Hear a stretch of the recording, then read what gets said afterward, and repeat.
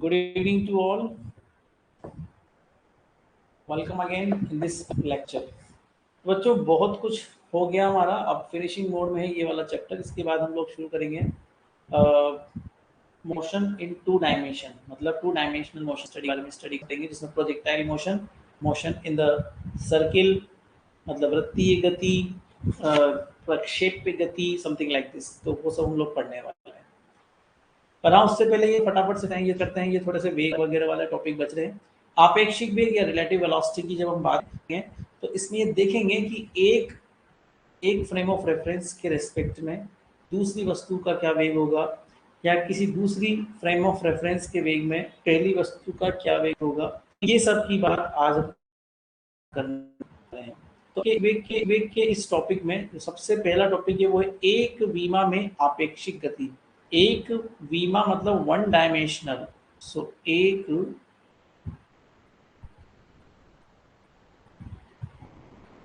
विमा में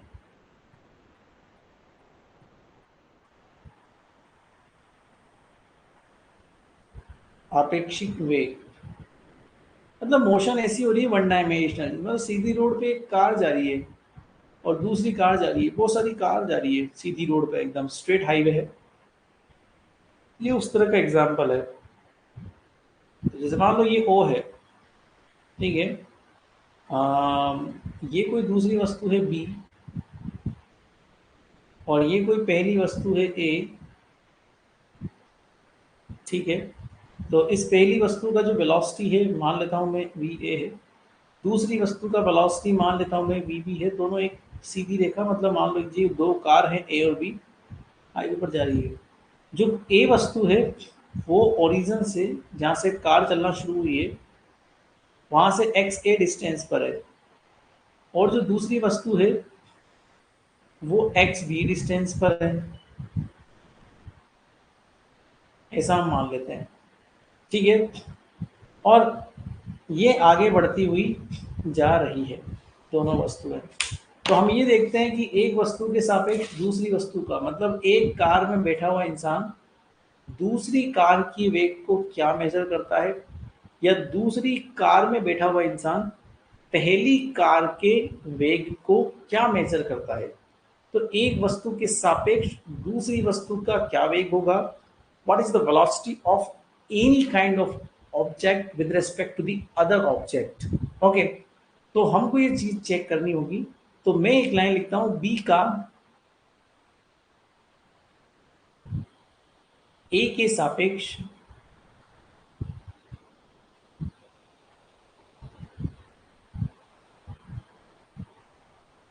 विस्थापन,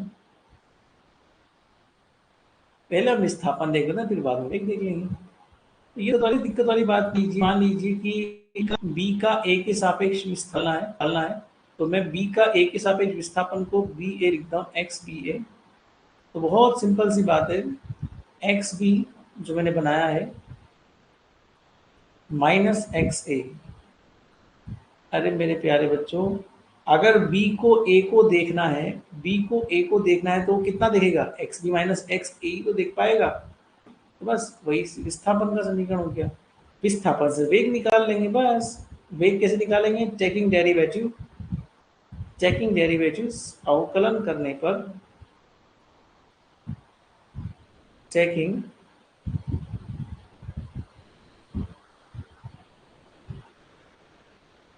तो इसका सिंपल अवकलन कर दो, डेरिवेटिव ले लो, उसमें क्या दिक्कत है। सो D upon D T,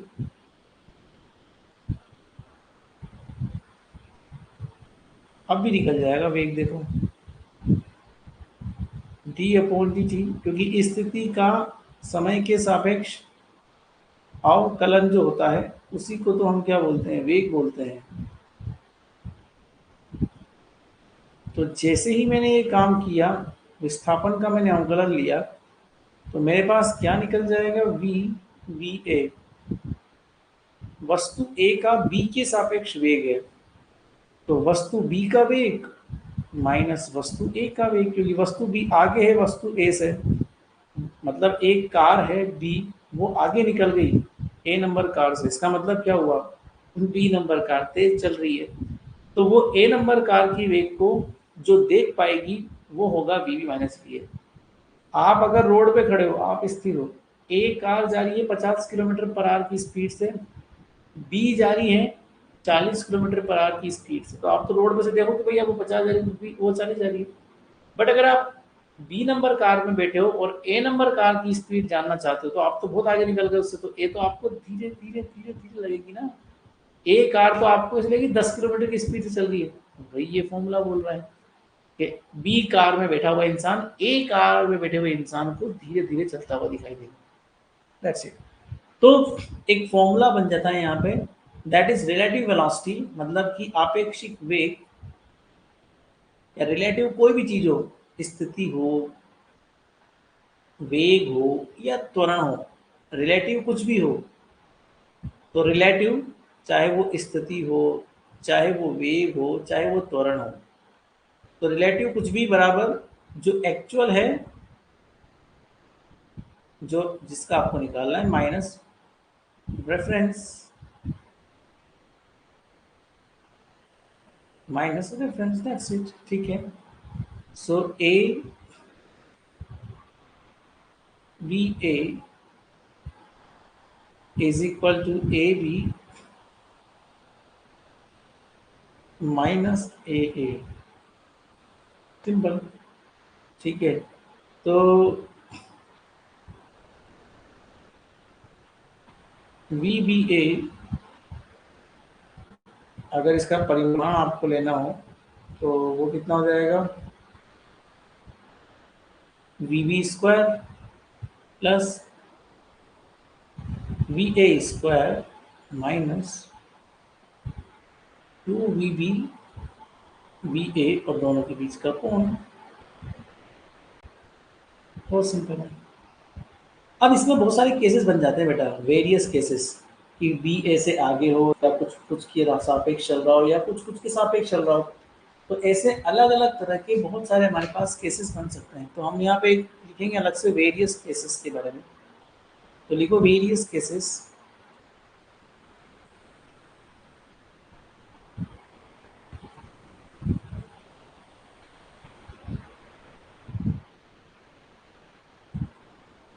number 1, जैसे मान लीजिए कि ये ए नंबर कार आपकी आगे जा रही है, बी नंबर कार उसके भी आगे जा रही है, तो बी का ए के सापेक्ष वेग, बी का, किसका, बी का, किसके सापेक्ष वेग,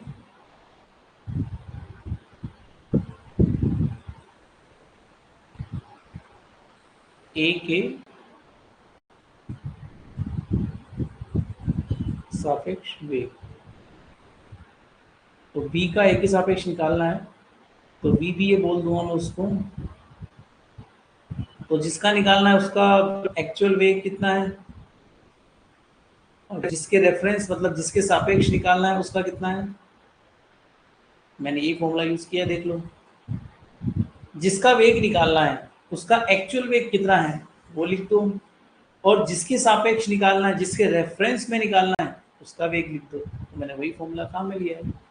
चलिए दूसरा एग्जांपल लेके देखते हैं, कोई बात नहीं, दूसरा केस लेके देखते हैं। मान लीजिए ए वस्तु यहाँ जा रही है और बी वस्तु यहाँ जा रही है उल्टी, तो अब वी बी की दिशा हो गई नेगेटिव में, तो वही केस है, बी का ए के सापेक्ष वेग निकालना है। तो कोई बड़ी बात नहीं है, वी बी ए आएगा, क्योंकि सापेक्ष वेग तो वी बी ए होता है ना। अब किसका निकालना है, वी बी का निकालना है, इसलिए वी बी का एक्चुअल वेग लेना है, और ए के सापेक्ष निकालना है, इसलिए माइनस में ए के सापेक्ष। बट समस्या ये है कि बी का जो दिशा है वो ऋणात्मक दिशा है, इसलिए आपको यहाँ पर नेगेटिव लगाना पड़ेगा बस। चलो अगला केस लेते हैं।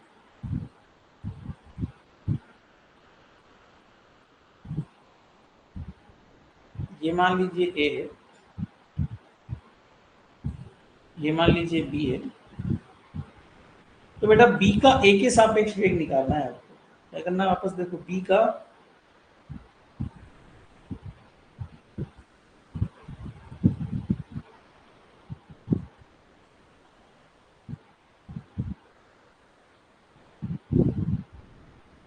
चलो इस केस को देख लेते हैं जरा। तो इस केस में क्या है, वी बी ए निकालना है आपको। तो किसका निकालना है, बी का निकालना है। किसके सापेक्ष निकालना है, ए के सापेक्ष निकालना है। चलिए और देखते हैं। तो भैया ए तो नेगेटिव डायरेक्शन में जा रहा है। अब जब ए नेगेटिव में जा रहा है तो ए का साइन चेंज कर दो। बी में कोई दिक्कत नहीं है, बी तो अपने आप पॉजिटिव एक्स में जा रहा है, तो बी को कुछ मत छेड़ना। बी के साइन में कोई परिवर्तन मत करना, क्योंकि बी अपने आप पॉजिटिव एक्स डायरेक्शन में जा रहा है, इसलिए उसको छेड़ने की कोई जरूरत नहीं है। ठीक है ना। चलिए आगे बढ़ते हैं, चौथे नंबर का केस लेते हैं, चौथा लास्ट केस ले लेते हैं। हाँ गुड इवनिंग सौरभ, तुम लेट हो गए आज तो। और खैर इतना भी लेट नहीं हुआ, ज़्यादा कुछ पढ़ाया नहीं है। तो चौथे नंबर का केस हमको अगर लेना हो, मान लो बेटा, तो मान लीजिए कि ए इधर जा रहा है और बी इधर जा रहा है। दोनों नेगेटिव डायरेक्शन में जा रहे हैं, दोनों नेगेटिव में जा रहे हैं। वही बी का ए के सापेक्ष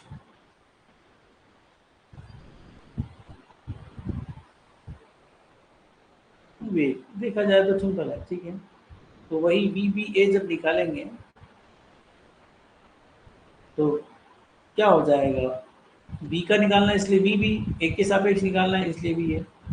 अब ए जा रहा है नेगेटिव में और बी भी नेगेटिव में जा रहा है, तो दोनों के साइन को हम नेगेटिव कर देंगे, सिंपल सी बात है।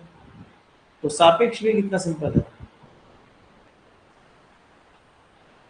अभी कुछ नहीं पढ़ाया मैंने, अभी तो केवल ये कुछ थोड़ी बहुत केसेस दिखाए हैं सौरभ। थोड़े बहुत केसेस हैं, थोड़े बहुत रिलेटिव वेलोसिटी का कंसेप्ट है, यहाँ से शुरू किया आज मैंने आपेक्षिक वेग से। इस आपेक्षिक वेग में बताया कि एक वस्तु के सापेक्ष दूसरे वस्तु का वेग कैसे निकालते हैं, और वस्तु का वेग दिखाया सिखाया है, और एक फॉर्मूला बनाया है। इस फॉर्मूले के अलग अलग केसेस मैंने दिखाए हैं बस। अब सवाल करते हैं। देखो दो बसें एक था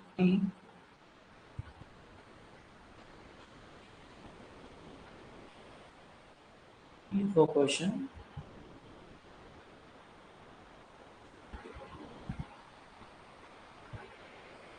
दो बसें ए तथा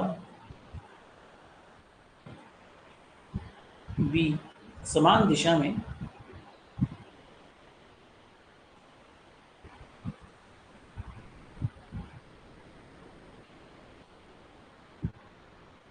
और तुम्हें सोनिया वो बुक खरीदने की कोई जरूरत नहीं, तुम्हारे आरपीएससी वाले कोर्स के अंदर में उन बुक्स की पीडीएफ तुमको प्रोवाइड करवा दूंगा, क्योंकि तुम्हारा भी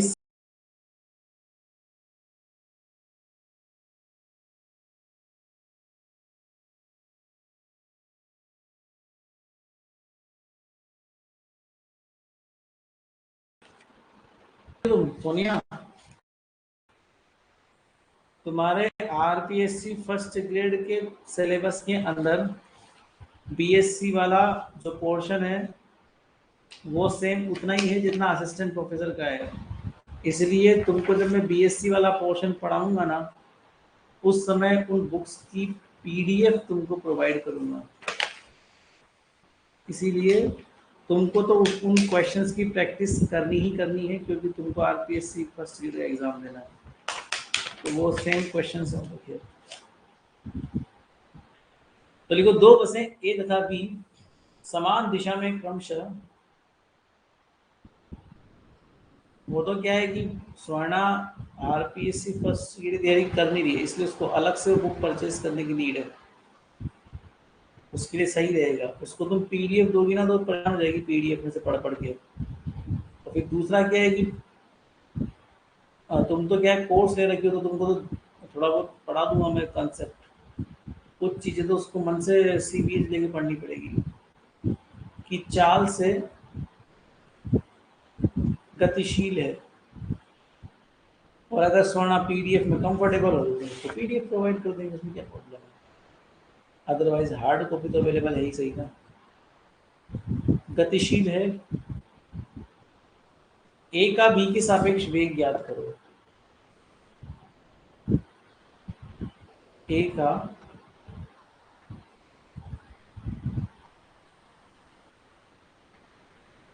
बी के सापेक्ष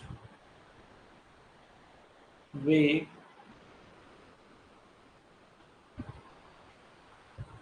ज्ञात करो। चलो करते हैं वेग ज्ञात, ठीक है। तो देखो सिंपल सी बात है, हमारे पास क्या है,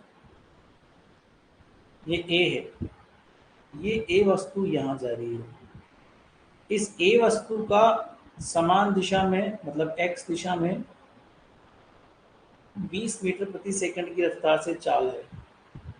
बी वस्तु भी जा रही है, इस बी वस्तु की 15 मीटर प्रति घंटे की प्रति सेकंड की रफ्तार है। दोनों समान दिशा में गतिशील है। आपको ए का वेग ज्ञात करना है, इसलिए ए को पहले लिखेंगे, बी के सापेक्ष ज्ञात करना है, इसलिए बी को बाद में लिखेंगे। जिसका वेग ज्ञात करना है उसको हम यहाँ लिख देंगे। स्वर्णा का फोन आ गया, 1 मिनट रुकना। हेलो, हाँ स्वर्णा।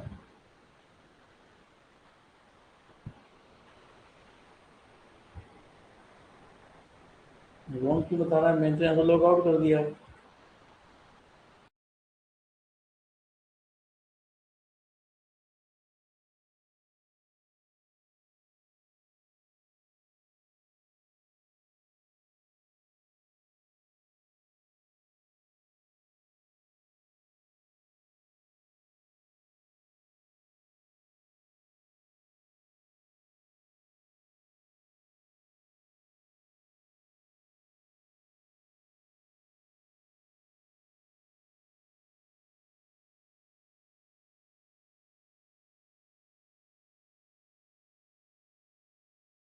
हाँ, तो जिस करना है उसको बाद में लिखेंगे, ठीक है। तो ये हो जाएगा हमारे पास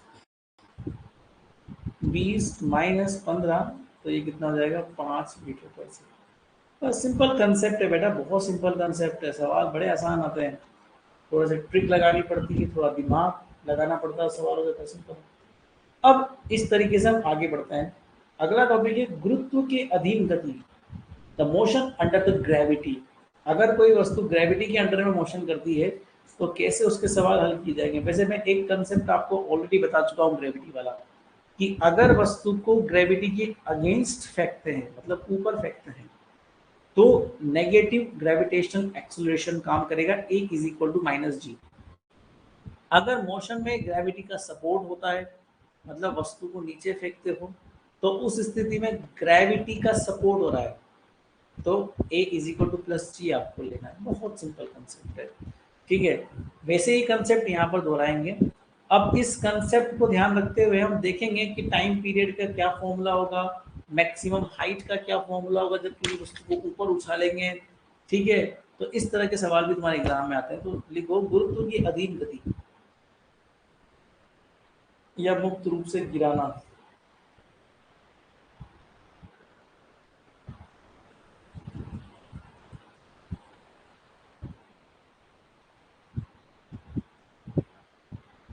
ये सब वन डायमेंशनल मोशन के अंदर आ रहा है। ये तुम्हारा एक चैप्टर है वन डायमेंशनल मोशन, ये सब उसी के अंडर में आता है। गुरुत्व के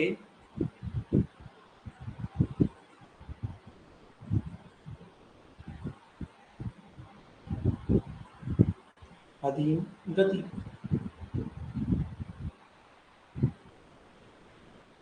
एक तरह से मुक्त रूप से गिरना।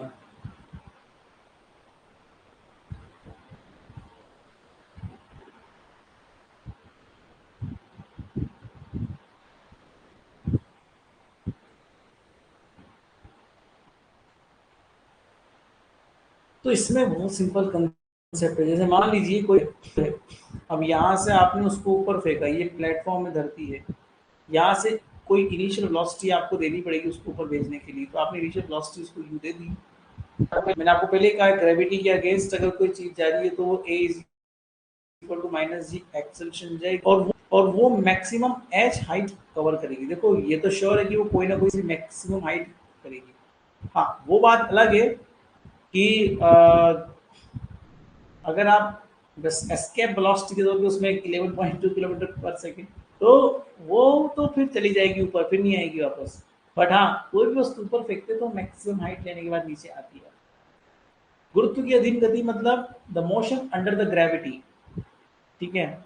मुक्त रूप से गिरना मतलब free fall, free fall motion, free fall motion है ना, तो फ्रीली फॉल कर दिया ना नीचे की तरफ। तो अब मान लीजिए कि ऊपर गई वस्तु तो ऑब्वियस सी बात है वो नीचे लौट के भी आएगी। तो जब वो नीचे लौट के आएगी तो वो नीचे लौट के मान लीजिए आ रही है। तो जब वो ऊपर जाएगी तो उसकी अंतिम वेग बराबर प्रारंभिक वेग माइनस का जी टी हो ही जाएगा। ठीक है। दूसरा ये है कि हाइट उसने ले ली तो एस एस बोल दो या फिर एच बोल दो, एक ही बात है। तो हाइट ऊपर कवर कर दी तो एस इज इक्वल टू क्या होता है, u t plus half a t square, u t plus half a t square करके हम लोग को देखना है।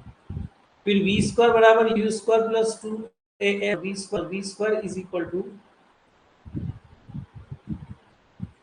You square minus two g H.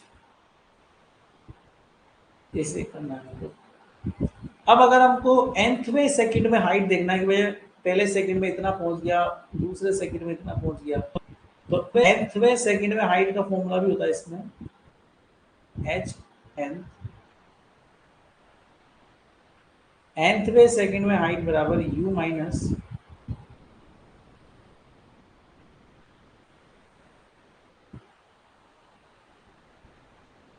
Simple है for the maximum height for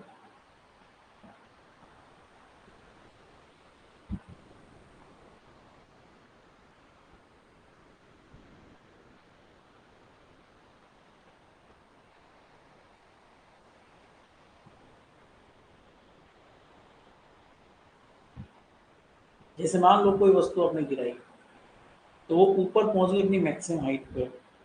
ठीक है। तो T1 लगा उसको नीचे से ऊपर जाने में, T1 समय लगा उसको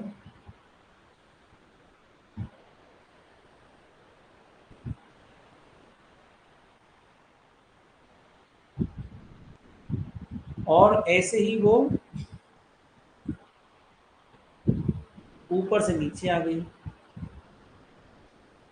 उसमें लगा T2 समय।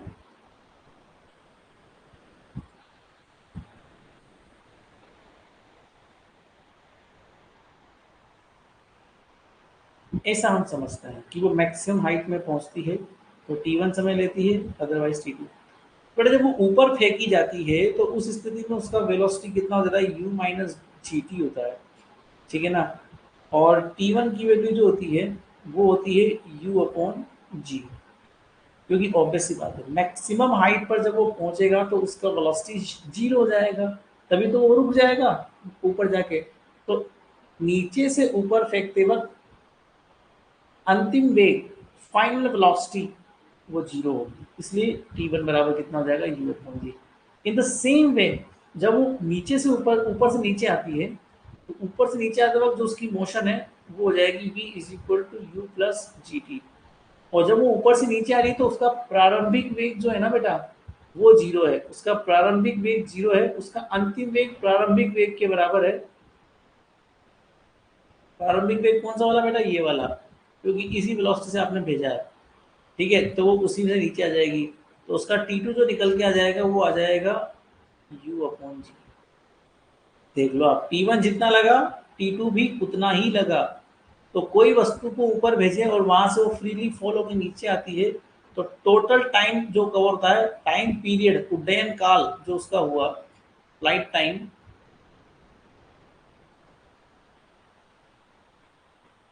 तो उसके हवा में रहने का जो समय है वो उड्डयन काल कहलाता है। तो वो कितना हो गया, T1 प्लस T2 मतलब कि u अपॉन जी प्लस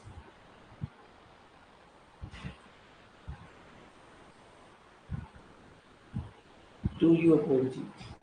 तो लिख लो यहाँ पे एक लाइन, नीचे से ऊपर जाने में, नीचे से ऊपर जाने में व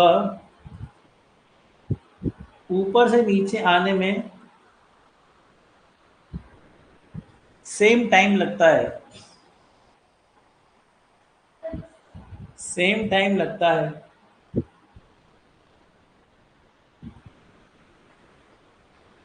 हाँ, प्रोजेक्टाइल में भी आएगा। Projectile motion two dimensional motion होती है, उसमें एक्स और वाई दोनों एक्सिस का काम होता है। मैं बात कर रहा हूँ वन डायमेंशनल मोशन की, इसमें केवल particle one dimensionally y axis में जा रहा है, सिंपली वन डायमेंशनल मोशन। तो यहाँ पर एक्स एक्सिस को रोल ही नहीं है, ठीक है वैसा ही उल्टे निकाल वगैरह वैसा ही काम हो रहा है।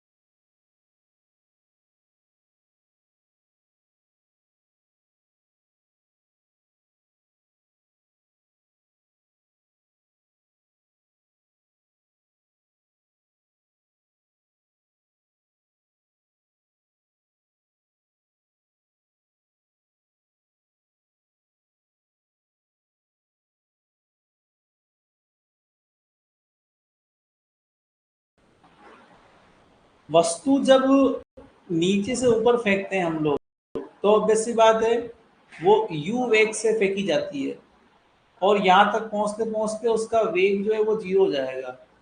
फिर जब वो ऊपर से नीचे आएगी तो उसका जो प्रारंभिक वेग है वो तो जीरो है।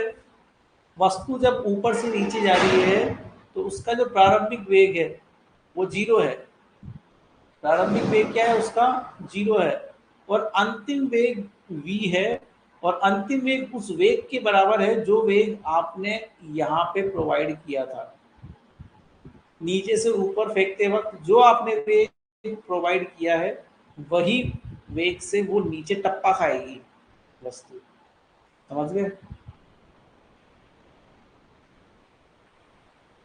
आगे बढ़े, बोलो।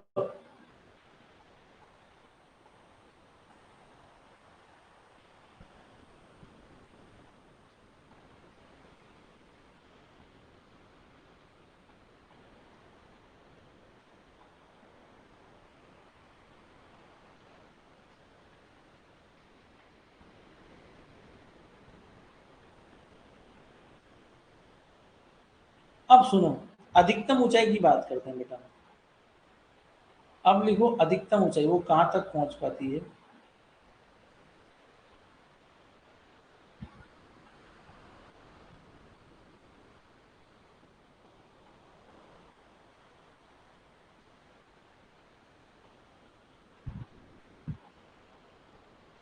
उसके लिए ये हम लोग देखेंगे। ऊपर फेंका आपने तो ऑब्वियसली बात है -2g से हो जा रहा है, और उसका ऊपर फेंकते वक्त अंतिम वेग तो खैर 0 होगा, प्रारंभिक वेग कुछ दिया होगा आपने, तो अधिकतम ऊंचाई h जो हो जाएगा वो हो जाएगा u²/2g। That's it, simple. अब हम लोग कुछ सवाल देखते हैं जो फिगर से संबंधित है, जो ग्राफिकल क्वेश्चंस हैं। आपके एग्जाम में कभी कभार आते हैं, ऐसे नहीं आते, ग्राफिकल क्वेश्चंस भी आते हैं। तो ग्राफिकल क्वेश्चंस को समझने के लिए पहले ग्राफ को समझना पड़ेगा, ठीक है ना। ग्राफ वेलोसिटी का हो सकता है, एक्सेलरेशन का हो सकता है, डिस्प्लेसमेंट का हो सकता है, किसी का भी ग्राफ हो सकता है, उसमें से सवाल बन सकता है।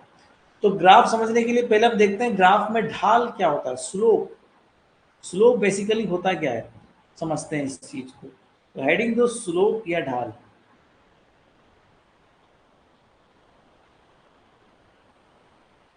सोनिया तो खैर सवाल कर नहीं पा रही होगी अभी तक। सौरभ तुमने कितने सवाल कर लिए अब तक?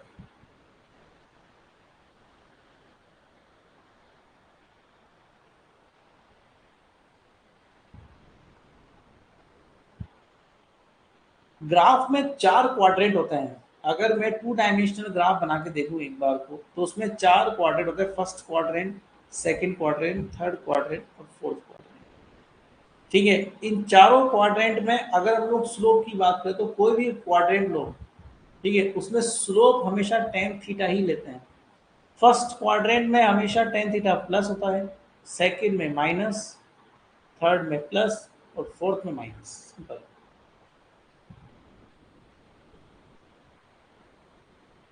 हाँ तो कोई बात नहीं, आराम से करो सौरभ, मैं ऐसे नहीं कह रहा जल्दबाजी, मैं तो बस पूछ रहा हूँ डेटा में कि कितना सवाल हुआ तुम्हारा, ताकि उससे मुझे ये थोड़ा सा रहे कि हाँ सौरभ लगातार सवाल करे जा रहा है।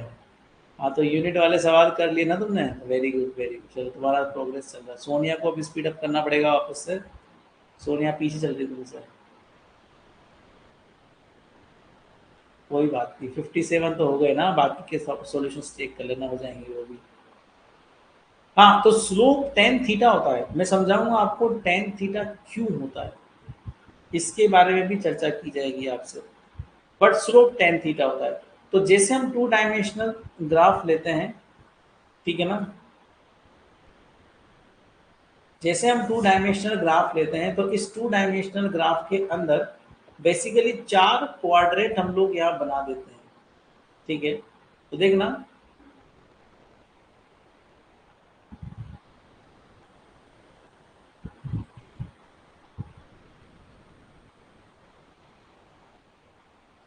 First quadrant, second quadrant, third quadrant और फोर्थ क्वाड्रेंट। ढाल हमेशा टेन थीटा ही होगा, क्यों होगा वो समझाऊंगा मैं आपको।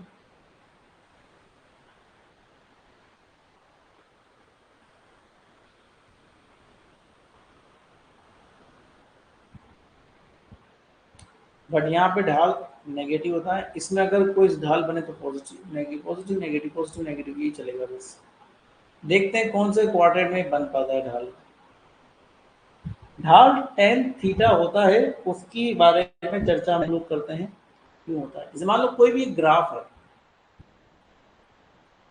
मान लीजिए ग्राफ है, अब इस ग्राफ में ये वाई एक्सिस कहलाती है, ये एक्स एक्सिस कहलाती है। अगर मैं ढाल देखूं कितना है झुका हुआ है, तो ये ए पॉइंट है, ये बी पॉइंट है। तो इस ग्राफ में इस हिस्से को dx बोल देंगे, इस हिस्से को dy बोल देंगे, बिकॉज y एक्सिस का एक छोटा सा पार्ट आपने dy लिया है, और x एक्सिस का भी आपने एक बहुत छोटा सा पार्ट लिया है dx, ठीक है। अब इन दोनों पार्ट्स में आप एक चीज समझिएगा बेटा, कि अगर मैं ढाल की बात करूं तो टेन थीटा जो होता है उसे स्लोप कहा जाता है, टेन थीटा को स्लोप कहा जाता है।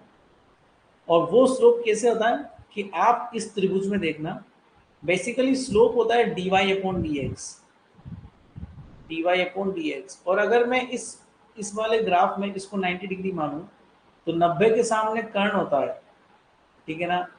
और टेन थीटा का जो फॉर्मूला होता है लाल बटा कका के अकॉर्डिंगली, लाल बटा कका के अकॉर्डिंगली, लाल बटा कका, sorry, लाल बटा कका, तो कका मतलब कितना हो जाएगा ए। ओके, तो ये तुम्हारे पास लंब हो जाएगा और ये तुम्हारे पास आधार हो जाएगा।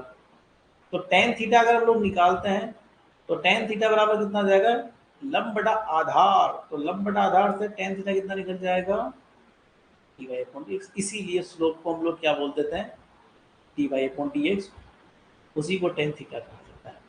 तो टेन थीटा ही स्लोप का एकमात्र प्रतीक होता है, टेन थीटा ही स्लोप का एकमात्र प्रतीक होता है। अब अगर मैं तुमसे बोलूं, अगर मैं तुमसे बोलूं कि स्लोप को कैसे लिखते हैं, तो आप लोग को तो फिर पता है स्लोप को m के माध्यम से लिखा जाता है। स्लोप को m के माध्यम से लिखा जाता है, तो वहां पर हम लोग m इंट्रोड्यूस कर देंगे। m is equal to slope, m is equal to tan theta. लिख लो, ढाल m बराबर टेन थीटा, ढाल m बराबर टेन थीटा। ढाल को लिख लो, सिंपल सी बात है।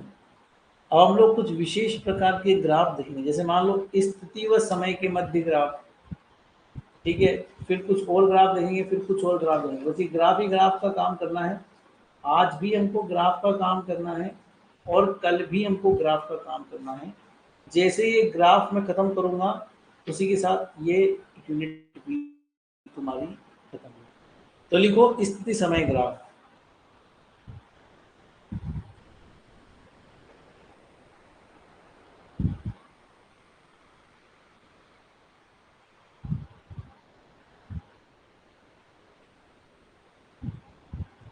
स्थिति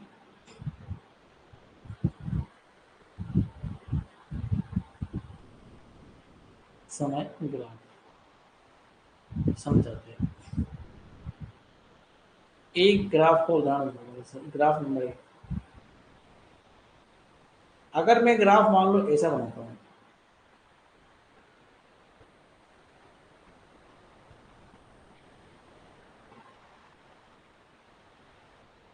बताओ ये ग्राफ क्या बोल रहा है। अगर मैं बोल दूं यहाँ पर स्थिति है और यहाँ पर समय है, एक जगह स्थिति है एक जगह समय है, और स्लोप टेन थीटा होता है, तो मैं यहाँ पे थीटा लिखता हूँ मान लो, ठीक है। तो वो स्लोप निकालने के लिए तुम कुछ हिस्सा एक्स का काटोगे, कुछ हिस्सा वाई का। तो ये ग्राफ एक बात बोलता है बच्चों कि जैसे जैसे समय बढ़ रहा है, as time increases the position also increases, स्थिति भी बढ़ रही है, समय के साथ साथ स्थिति भी बढ़ रही है। यही तो बोल रहा है ना ग्राफ के दोनों बढ़ रहे हैं। और दूसरी बात, थीटा बढ़ रहा है, जैसे जैसे समय बढ़ रहा है वैसे वैसे थीटा बढ़ रहा है। तो अगर मैं तुमसे बोलूं कि बच्चों सब सब सब इंटररेट है, देखना थीटा बढ़ रहा है, इसका मतलब क्या है, टेन थीटा की वैल्यू पॉजिटिव है। चलो और रिलेशन देखते हैं। स्लोप अगर निकालोगे इस ग्राफ का टेन थीटा, तो D Y upon D X, मतलब D S upon D T. और slope D S upon D T का मतलब वेलोसिटी। तो इसका मतलब इस ग्राफ का जो स्लोप है समय और स्थिति के ग्राफ का, वो वेग को प्रदर्शित करता है, और v बराबर टेन थीटा। तो वेलोसिटी बढ़ रही है, समय बढ़ रहा है, स्थिति बढ़ रही है, तो वेलोसिटी ऑटोमेटिकली बढ़ रही है। तो इसका मतलब ये है, ठीक है, कि इस तरह का ग्राफ वेलोसिटी को बताता है। तो टेन थीटा बराबर वेलोसिटी, अगर थीटा बढ़ रहा है तो टेन थीटा बढ़ेगा, टेन थीटा बढ़ेगा तो वेलोसिटी बढ़ेगी। That's it. तो वेग जब समय के साथ बढ़ता है तो उसे असमान वेग गति से दर्शाते हैं। समझ में आएगी बात। तो ये जो ग्राफ है ये असमान वेग गति का ग्राफ है। तो इस ग्राफ का हो गया एक्सप्लेनेशन पूरा। क्या एक्सप्लेन किया इस ग्राफ में, समय बढ़ रहा है, स्थिति बढ़ रही है, साथ के साथ थीटा भी बढ़ रहा है। तो समय बढ़ रहा है, स्थिति बढ़ रही है, मतलब टेन थीटा पॉजिटिव है, टी इंक्रीज एस इंक्रीज, तो टेन थीटा ऑल्सो इंक्रीज, मतलब वेलोसिटी भी बढ़ रही है। तो वेलोसिटी बढ़ रही मतलब असमान गति है। तो लिख लो ये सब चीजें। इस ग्राफ को फुल्ली एक्सप्लेन कर दूं नीचे। Theta increases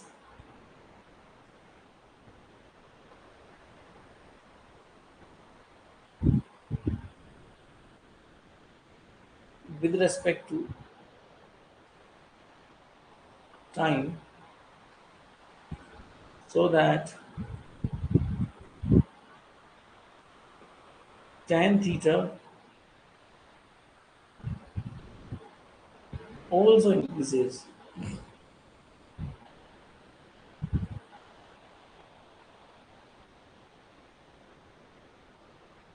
with respect to time.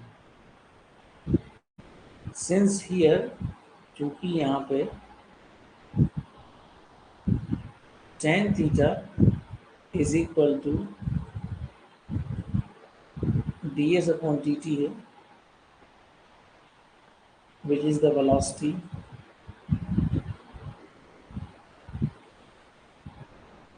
means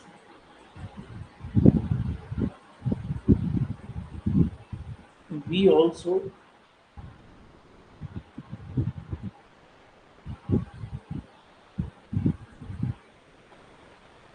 increases, समझ रहे हो, with respect to time.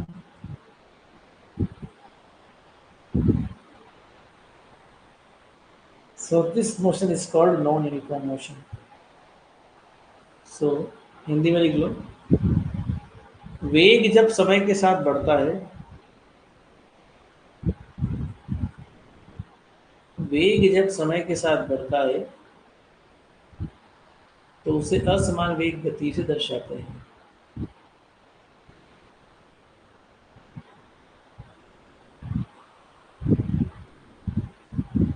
तो उसे असमान वेग गति से दर्शाते हैं। लिख लिया? दूसरा ग्राफ देखते हैं, उसको और समझते हैं। दूसरा ग्राफ मैं बनाऊंगा लीनियर, एकदम स्ट्रेट लाइन। वो बताना वो क्या चीज़ है, वो किस तरह का ग्राफ है।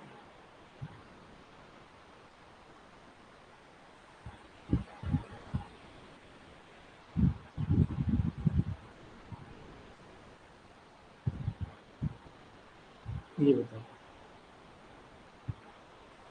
ये ग्राफ किस तरह का है, इसको एक्सप्लेन करो।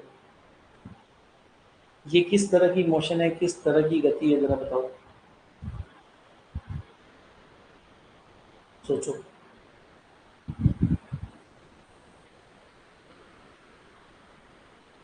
Exactly, this is uniform motion, मतलब एक समान गति। ये एक समान गति का उदाहरण है यूनिफॉर्म मोशन का, है ना। इसमें क्या है, थीटा परिवर्तित नहीं हो रहा। Through out the motion theta की वैल्यू सेम है, चाहे यहाँ देख लो, चाहे यहाँ देख लो, चाहे यहाँ देख लो, चाहे कहीं भी देख लो। इस ग्राफ में तुम कहीं भी देख लो, थीटा की वैल्यू में कोई परिवर्तन नहीं हो रहा। इसका मतलब ये हुआ बेटा कि जो स्लोप है, जो tan थीटा है, वो तो फिक्स है। हेलो,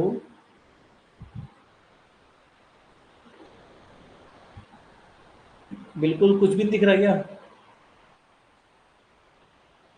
हाँ, तो उसमें कमेंट लिख दो कि एक्स, जो 12 दिखना तो बताइए क्या। तो 12 मार्कशीट इज फुल्ली ब्लर, है ना। हाँ, इज नॉट, नहीं तुम is not clear, is blur ऐसे लिख देना।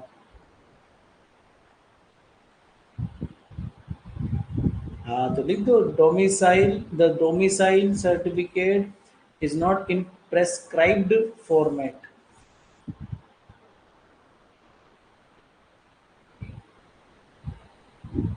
हाँ, इंटरनेट चलेगी, कोई दिक्कत नहीं। हाँ, तो जेई दिया ही नहीं हो, कोई बात नहीं, जेई नहीं दिया होगा। 12th पे इम्पोर्टेंस रखती है ना मार्कशीट पे, 12th की मार्कशीट इम्पोर्टेंस रखती है, बात तो है। चलो, अभी तो सर का फ़ोन आ रहा है, अगर सर मना कर देंगे तो मैं तुमको मैसेज कर दूंगा फिर तुम। काम रोक देना और लॉग आउट कर देना फिर, है ना, और तो क्या। या फिर एक काम करो, थोड़ी देर के लिए लॉग आउट कर दो। ये वाला ये, हाँ ये वाला फॉर्म करके फिर लॉग आउट कर देना, मैं करता हूँ ऐसे लोग। ठीक।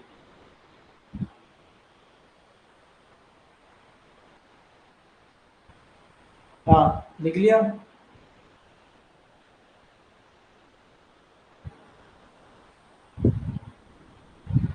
चलो अब एक काम करेंगे, इसके बाद फिर कल पढ़ते हैं, सर से बात कर लूँ मैं, तुम्हारा भी टाइम वेस्ट हो जाएगा वरना भी, अगर मैं सबसे लेट हो गया बात करने में। कितने ग्राफ, ठीक है तुम सवाल करो दोनों बैठ के ना, मैं तुमको और सवाल देता हूँ, तुम दोनों बैठ के सवाल करो आराम से भी। ठीक है।